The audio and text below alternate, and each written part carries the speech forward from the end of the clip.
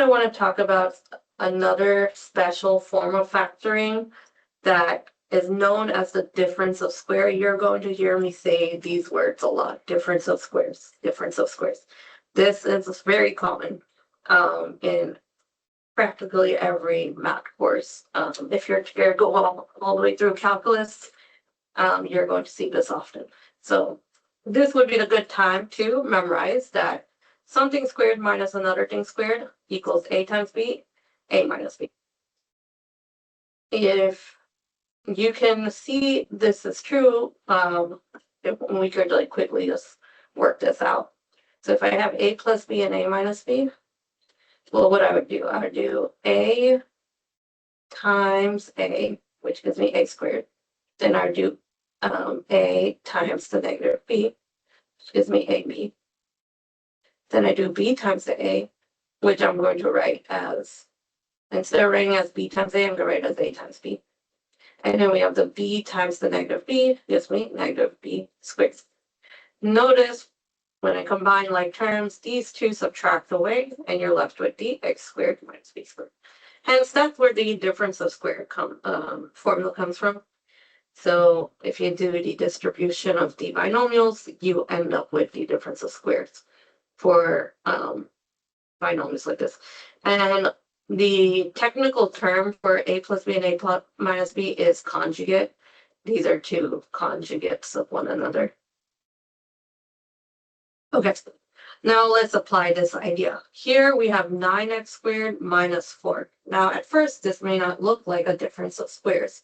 However, 9x squared is the same as 3x and the whole thing squared. And 4 can also be expressed as 2 squared. So this gives you that format of an a squared and a b squared, where a would be the 3x and the b would be the 2.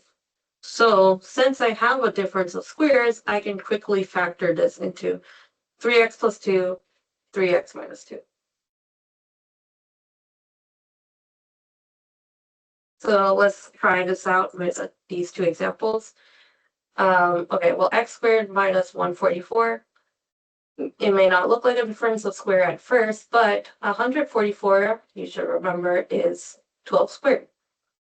So with that in mind, I can use the difference of square, which just give me x plus 12, x minus 12. And then we're done. Now this one's interesting. 1 is a number that you can multiply to itself as many times as you want, and you'll always get 1. So 1 times 1 times 1 times 1. I can multiply it 100 times, and I'll always get 1.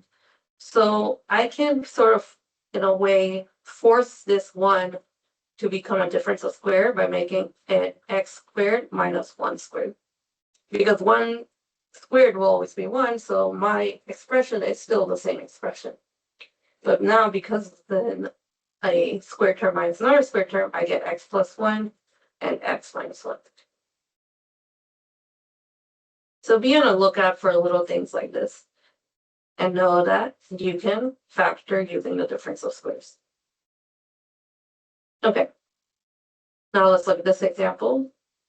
Well, looking back at what we just did, remember 4 can be 2 squared, and this x is being squared. So 2x whole squared minus, and the 1, as we discussed earlier, can be 1 squared.